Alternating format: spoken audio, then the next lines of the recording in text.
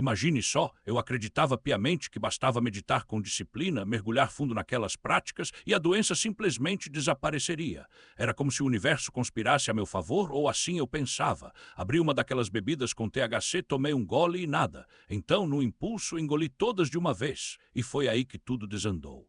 De repente, me vi cercado por corpos inertes, um cheiro nauseante de carne queimada tomando conta do ar. Demônios se regozijavam na imundície, arrastando-se ao meu redor, contaminando tudo ao toque. A sensação era de que eu ficaria ali por uma eternidade, aprisionado naquele pesadelo. E então veio a culpa esmagadora. Eu tinha quebrado uma promessa antiga com Deus. Ao meu lado, um homem flutuava no ar, suspenso como se o próprio espaço o rejeitasse, o rosto contorcido em agonia. Ele merecia aquilo, eu sabia, mas a dor que eu sentia era pior do que tudo que já havia experimentado, porque dessa vez eu já estava morto. Era como despencar por um penhasco rochoso sem fim à vista. Imobilizado, mal conseguia erguer uma pálpebra, as mãos presas às costas. Isso é para você? Uma voz sussurrava em minha mente. Não havia escapatória. Quando finalmente abri os olhos, deparei-me com sobrancelhas afiadas como lâminas, olhos fixos em mim como se esperassem uma resposta. Eles não piscavam, não se moviam, apenas observavam em silêncio. Eu estava no inferno e não havia como mentir. Foi então que percebi o quanto eu havia me comprimido, reduzido ao tamanho de uma mão fechada. Mas de alguma forma consegui me salvar. Bem-vindo ao limiar do além. Hoje, nosso convidado é Michael, um ex-praticante de ocultismo que, após uma overdose, foi arremessado ao inferno por um demônio como se fosse um boneco de pano. Em 4 de dezembro de 2025, ele cruzou uma linha que não deveria. Tomou 4 doses de uma bebida com THC e, sob efeito, foi possuído. Mas sua história começa antes, em junho de 2024. Naquela época, Michael havia perdido ou largado o emprego. Uma mulher com quem se envolvia o havia abandonado e ele mergulhou no que os espiritualistas modernos chamam de noite escura da alma. Lembrava-se de pensar, nunca mais quero sentir isso. Farei o que for preciso, mesmo que me torne o vilão da história. No dia seguinte, entrou numa livraria e pegou um livro de um guru influente no circuito espiritual. Começou a ler, a praticar as meditações sugeridas. E, de repente, a vida ganhou um brilho mágico. Coisas inexplicáveis aconteciam ao seu redor, eventos que não podia atribuir a si mesmo. Ficou fascinado por aquele novo universo. A princípio era tudo empolgante. Michael praticava meditação Kundalini e sentia-se invencível. Uma das técnicas envolvia respirar de um jeito específico e, num determinado momento, sentiu seu coração se deslocar fisicamente dentro do peito, como se migrasse para o centro. Foi aí que a ideia se fixou em sua mente. As possibilidades eram infinitas. Se conseguir mover meu coração, pensou, posso curar qualquer coisa. E ele tinha uma doença crônica, diabetes tipo 1 herdada do pai, um fardo que carregava desde criança. Mas naquele momento, a esperança de se livrar dela através da meditação o cegou. No começo, parecia funcionar. Era tudo tão sedutor, tão enganoso. Como diz a Bíblia, quando confundimos trevas com luz, quão profundas são as sombras. Ele mergulhou de cabeça, meditando diariamente, seguindo rituais cada vez mais intensos. E havia outro motivador, as mulheres. Após ser abandonado por uma namorada, usou as práticas espirituais para atrair outra.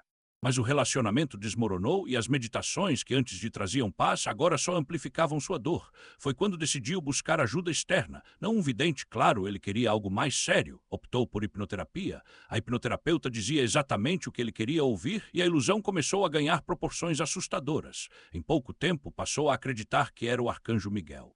Nas rodas espirituais, as pessoas o tratavam como tal, reforçando sua fantasia. Talvez eu seja mesmo, pensava. Quando eu curar minha diabetes, minha verdadeira natureza se revelará. E assim a loucura se instalou. Seus sonhos começaram a se tornar proféticos. Sonhava com algo e dias depois acontecia. Uma vez sonhou com uma colega de trabalho vomitando. No dia seguinte, ela apareceu doente e passou mal. Isso é um dom, exclamava para si mesmo, mas não era um dom, era uma armadilha. Ele passou a analisar cada detalhe de seus sonhos, convencido de que se meditasse o suficiente, estudasse suas visões noturnas com afinco, conseguiria decifrar os segredos da cura. Pesquisava a diabetes obsessivamente, interpretando os sonhos como mensagens divinas. Num deles, um amigo de infância, Felipe, representava os neutrófilos de seu sistema imunológico. Outro sonho levou a um calabouço escuro, com paredes de tijolos imundos onde corpos se contorciam em agonia.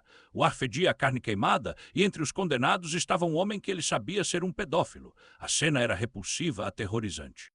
E, no entanto, ele continuava acreditando que, se persistisse, venceria a doença. A pressão era insuportável. Nenhum ser humano deveria carregar tanto peso. Cristo já havia assumido esse fardo na cruz. Mas Michael, cego pela soberba, seguia adiante rumo ao abismo e então o pesadelo se tornou real. O tempo não era mais uma linha, mas um labirinto de espelhos quebrados, onde cada reflexo me mostrava uma versão distorcida de mim mesmo. Gary, o vizinho, tentava me ancorar à realidade com a frieza de uma seringa, mas eu já não era um corpo, era um vórtice de formas que se dissolviam e se reconstituíam em algo pior. Minha mãe, com as mãos trêmulas, ajustava o cobertor sobre o que restava de mim, como se ainda acreditasse que eu era seu filho, mas eu já não tinha nome, não tinha doença, não tinha limites. A diabetes havia sumido, sim, mas junto com ela sumiu tudo o que me fazia humano. Eu era um borrão de consciência, um espectro que se contorcia entre o chão e as paredes, absorvendo texturas, cores, sons e transformando-os em algo que não deveria existir. O piso de cerâmica se esticava como massa de pão sob meus dedos, o ar se condensava em fios viscosos que eu engolia sem querer. Cada respiração era uma traição ao meu próprio corpo. Cada pensamento, uma faca cravada na ideia de quem eu fora. E então veio a voz, não era um som, era uma presença que se infiltrava pelos meus sentidos, como tinta preta se espalhando na água. Você queria liberdade, sussurrava sem boca. Aqui está, sem regras, sem dor, sem Deus. Eu tentei gritar, mas minha garganta já não era minha. Tentei me agarrar à lembrança de Michael, aquele garoto de 7ª série que fizera um voto, aquele homem que carregava a cruz invisível da diabetes como um estandarte de orgulho, mas ele já não estava lá. O que restava era apenas um eco, um fantasma que se debatia em vão contra a correnteza de um rio que o arrastava para o fundo. Gary me injetou a insulina, ou talvez não. Talvez tenha sido tarde demais, porque de repente eu estava de volta ao calabouço do sonho, mas agora era real. As paredes de tijolos fediam a carne podre e os condenados ao meu redor não eram mais estranhos. Eram eu, cada um deles, o pedófilo, o viciado, o mentiroso, o homem que traíra sua própria promessa. Todos nós, amontoados na mesma imundície, gritando em uníssono enquanto as chamas lambiam nossas peles. E no centro de tudo, uma figura alta, de olhos vazios, estendia a mão para mim. Você escolheu, dizia. Agora dance. Eu dancei. Não havia música. Apenas o som de ossos se quebrando, de risadas que não eram minhas, de um coração que batia cada vez mais devagar, como se soubesse que já não precisava mais. A cada movimento eu perdia um pedaço de mim, um dedo, um braço, a lembrança do rosto da minha mãe. Até que restou apenas uma pergunta, ecoando no vazio, por que aquele homem rezava por ele? E então o escuro engoliu até isso. A verdade crua, sem filtro. Cada palavra saía de mim como se fosse arrancada por garras invisíveis, e eu sabia, com uma certeza que queimava mais que o fogo ao meu redor, que mentir seria pior do que qualquer queda, pior do que qualquer dor. O paramédico não piscava. Seus olhos eram buracos negros, sugando cada detalhe da minha alma, e eu sentia o peso de cada pecado, cada escolha errada, cada momento em que virei as costas para algo maior. Ele não precisava de respostas. Ele já sabia, mas me fez falar mesmo assim, como se o simples ato de confessar fosse parte da punição. Por que você fez isso? A pergunta ecoou não com palavras, mas com o peso de uma montanha caindo sobre mim. Eu não tinha resposta, ou melhor, tinha todas, mas nenhuma delas importava, porque ali, naquele instante, eu não era mais Michael. Era apenas um espelho quebrado, refletindo cada fragmento de quem eu tinha sido, e o que restava era apenas vergonha. De repente, o chão sumiu, não houve aviso. Apenas o vazio engolindo-me de novo, como se o próprio inferno tivesse decidido que eu ainda não tinha sofrido o suficiente. Caí por um abismo sem fim, e desta vez não havia rochas, apenas dentes. Dentes afiados como lâminas, rasgando minha carne, triturando meus ossos, enquanto vozes sussurravam em línguas que eu não entendia, mas que meu corpo reconhecia como maldição. Você escolheu, elas repetiam, como um coro de condenados. Agora dance, e eu dancei. Não havia música. Apenas o som de minha própria carne se despedaçando, o estalo de ossos se partindo como galhos secos, o grito abafado de algo dentro de mim que ainda se recusava a morrer. Cada movimento era uma agonia nova, cada giro uma traição a mais. Eu sentia meus membros se desprendendo, meus pensamentos se dissolvendo, até que restou apenas uma pergunta, ecoando no escuro como um chicote. Por que ele rezava por você? A pergunta não era para mim, era para alguém. Alguém que eu não conseguia ver, mas que estava ali observando. E então, como se uma cortina fosse rasgada, eu vi. Vi o homem de joelhos, as mãos unidas em súplica, os lábios movendo-se em palavras que eu não ouvia, mas que vibravam no ar como um escudo. Vi a luz, não a luz branca e suave das histórias, mas algo mais antigo, mais feroz, como o brilho de uma espada antes do golpe final. E vi ele, o outro, o que tinha estendido a mão para mim no começo, o que tinha dito você escolheu.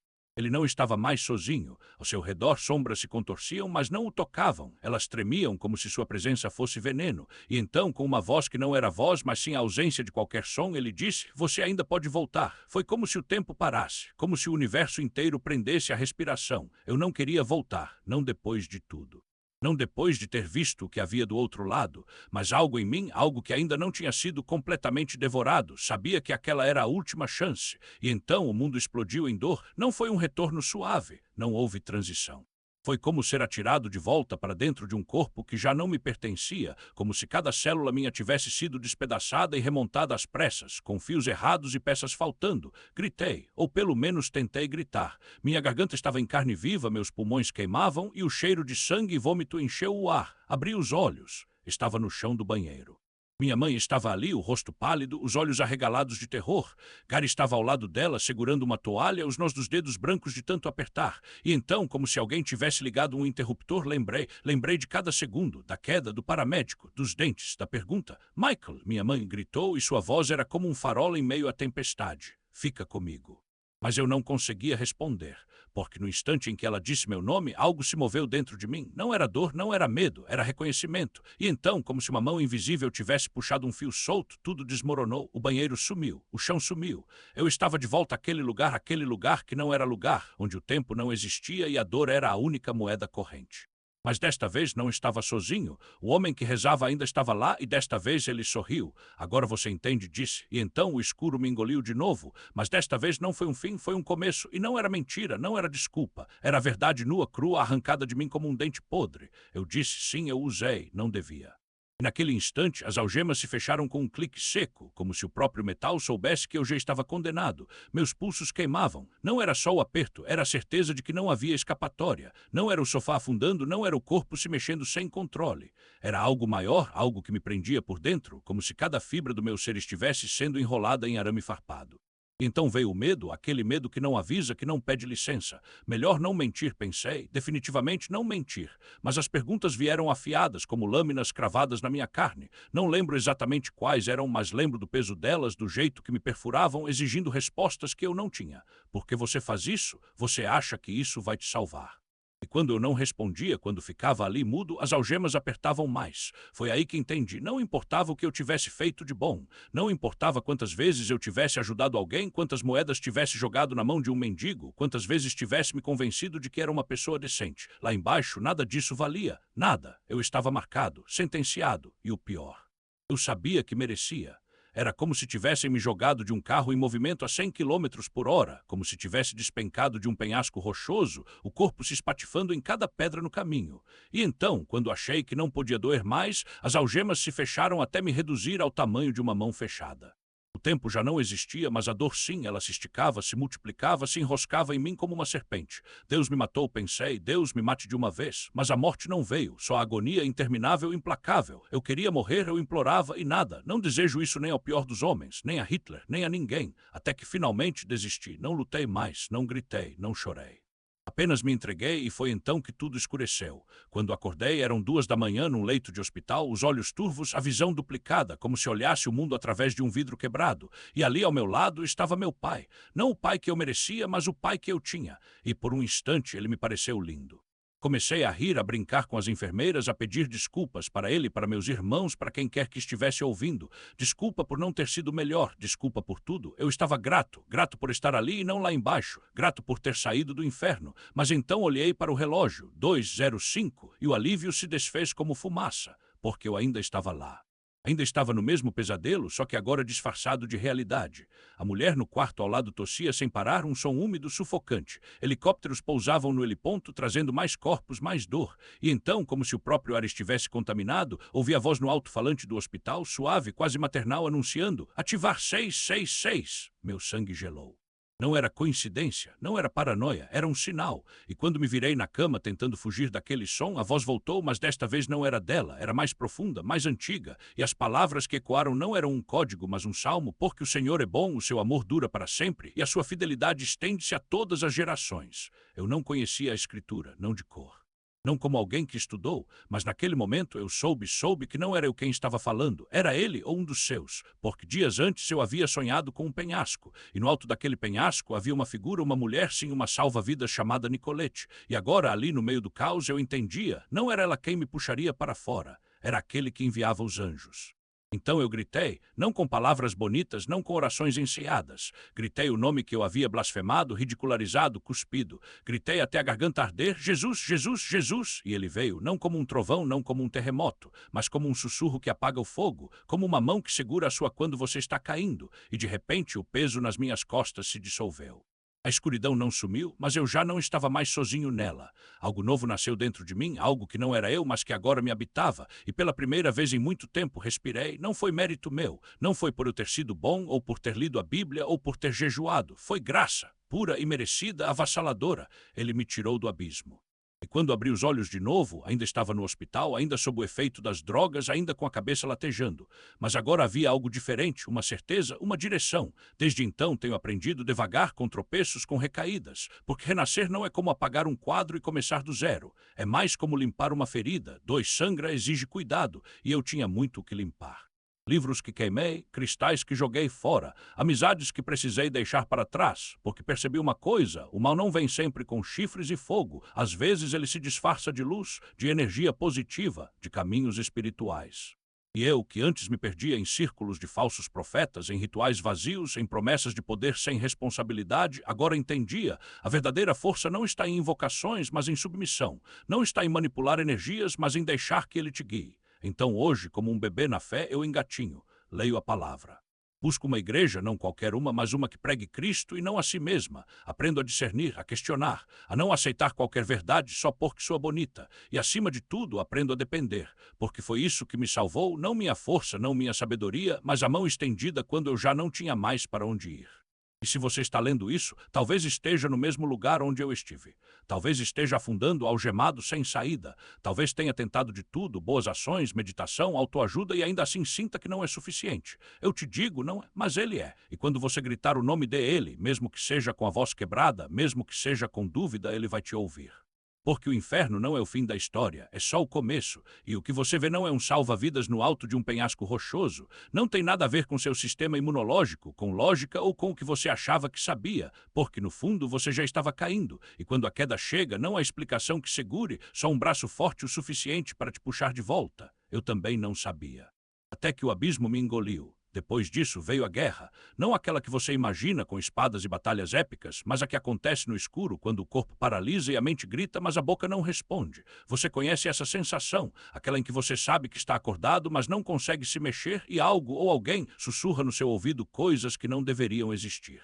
Eu já estive lá, já ouvi vozes que falavam de céu com a mesma entonação que dias antes no hospital me ofereceu uma saída, e quando pedi para voltar não houve espera. Fui lançado de volta ao meu corpo como se alguém tivesse apertado um botão. Naquele momento entendi, não era coincidência, era um sinal, mas os sinais não param, eles se multiplicam. Como o sonho que tive depois, um lugar que não era lugar, uma cidade de sombras onde pessoas que eu conhecia rastejavam entre sujeira e desespero. Era o inferno, mas não aquele das ilustrações infantis. Era pior, era real, e então a vi Nicolade. Não sei por que ela estava lá, mas não importava, porque no mesmo instante entendi, Deus não precisa descer dos céus para falar comigo. Ele não precisa se revelar em fogo ou trovão. Basta uma palavra, 17 palavras, Salmo 100, versículo 5, porque o Senhor é bom e eterna a sua misericórdia, e a sua verdade estende-se de geração em geração. Foi o que ela disse, e foi o suficiente, porque a fé não vem pelo que se vê, mas pelo que se ouve, e os anjos são mensageiros dele. Você não precisa de uma aparição grandiosa, basta uma voz no escuro, uma escritura sussurrada no momento certo, e isso é mais poderoso do que qualquer milagre visível, porque Deus sabe exatamente do que você precisa. Ele não desperdiça palavras, ele não desperdiça oportunidades. Você já parou para pensar em quantas pessoas estão buscando a verdade nos lugares errados? Quantos como eu se afogavam em práticas espirituais, em sonhos proféticos, em promessas de cura que não passavam de imitações baratas do poder de Deus? Michael, você mesmo disse, começou bem. Acreditava ser um arcanjo, acreditava nos dons, acreditava que podia se curar. Mas o inimigo é mestre em copiar o que é santo. Ele pega o que é bom, o desejo por Deus, a sede de milagres, a busca por significado e distorce até que vire algo irreconhecível. E o pior, ele não precisa de muito. Basta uma semente de dúvida, um vislumbre de poder falso e pronto. Você está preso em uma armadilha que parece luz, mas é trevas. Eu sei disso porque já estive lá. Já rejeitei o nome de Jesus só de ouvir. Já me achei sábia por não fazer o que os outros faziam, por ter autocontrole e por ler os livros certos. Mas sabedoria sem Cristo não é sabedoria, é orgulho disfarçado de humildade. E quando caí daquele penhasco, literalmente percebi, eu não sabia de nada, não até ele me alcançar. Agora o inimigo está furioso, porque você escapou. Porque onde ele esperava te ter para sempre, você agora pertence a Deus. E ele vai fazer de tudo para te confundir, para te fazer duvidar, para te convencer de que você não merece essa graça. Mas não se engane, essa batalha não é contra você. É contra o que você representa, um troféu arrancado das mãos do diabo. E ele vai usar tudo, sonhos estranhos, vozes, até pessoas que você respeita, para tentar te puxar de volta. Lembra daquele retiro com falsos mestres? Eu fui, um mês antes de tudo desmoronar, e depois os sonhos começaram. Sonhos em que eu estava em uma sala de aula e o professor jovem, sem rugas, com um sorriso que parecia verdade, se aproximava de mim. Ao lado, um homem de Deus anotava tudo alheio. No quadro negro, uma frase: a curiosidade é a lã que veste nosso espírito. Então, uma flauta começou a tocar no meu ouvido e um fogo surgiu diante de mim. Era lindo. Eu disse, isso é verdade. Mas não era. Era uma armadilha. E eu só percebi quando já estava dentro dela. Porque o inimigo não briga de frente. Ele se disfarça. Ele usa o que você ama, música, beleza, palavras bonitas, para te levar aonde ele quer, e quando você menos espera, está de joelhos diante de algo que não é Deus. Mas aqui está a boa notícia, você não precisa lutar sozinho, você tem a palavra, tem o Espírito, tem um Deus que já venceu a guerra.